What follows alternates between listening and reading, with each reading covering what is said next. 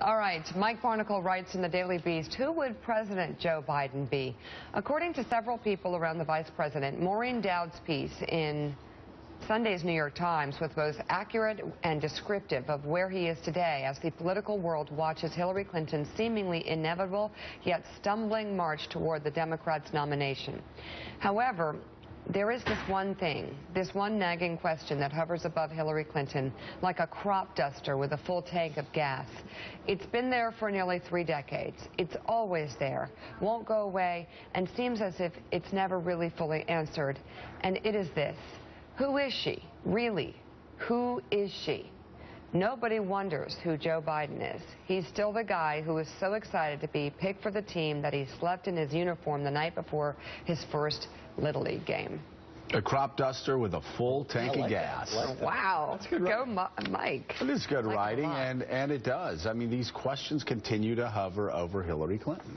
Who is she? You know, it remains one of the great ironies, and for her friends and supporters, one of the great tragedies of Hillary Clinton. People that know Hillary absolutely love her. Her friends are unbelievably loyal. She keeps long friends. People who work for her have great things to say about her. But it just never seems to translate once she puts on. And I talked about this before, where I just saw a picture, I think, on the front of New York Magazine, where her head was back, and it was one of those fake, phony campaign laughs that she does, where she throws her head back and you know it's phony. And I just sat there going, God, she puts the political helmet on, and the Hillary that everybody that knows her loves, and I've been very honest about it, I like her a lot personally, seems to just go away. Voters will eventually decide who the Democratic nominee is. In the short term, the echo chamber matters a lot. There's no one in the echo chamber who looks at these 2 new Hillary Clinton ads and says, wow, that's awesome, that's awe-inspiring. People who know her like her. Everyone here has met her, likes her. But Joe Biden right now has more people in the echo chamber thinking he's authentic, he's a good guy, than they do about her. It's just a reality. Her new ad tries to sort of cut through this problem that we're sort of putting up here, and we'll take a look at it later. My worry is that it sort of adds to it, and then I have to say this. I have to wonder if the fact that she's a woman plays into this problem that we're talking about, which we can get into later as well. I don't know. I don't think so. But I'm not ruling it out. You look at Elizabeth Warren, who drives a lot of people crazy. No, but what if she was running? But we're talking about politics. When she ran for senator, she remained Elizabeth Warren. I know. Claire McCaskill, woman. I would never worry. When Claire McCaskill ran as a woman, Claire McCaskill was always Claire McCaskill. Hillary Clinton puts on a different set of armor the second she steps into the political ring than when she. And I know all of her friends at home that are watching this know that it's the truth, what I'm saying. The Hillary that everybody knows and loves is very rarely the Hillary that you see on the campaign trail. Because the Hillary on the campaign trail is in an awkward situation. Claire and Elizabeth never have been.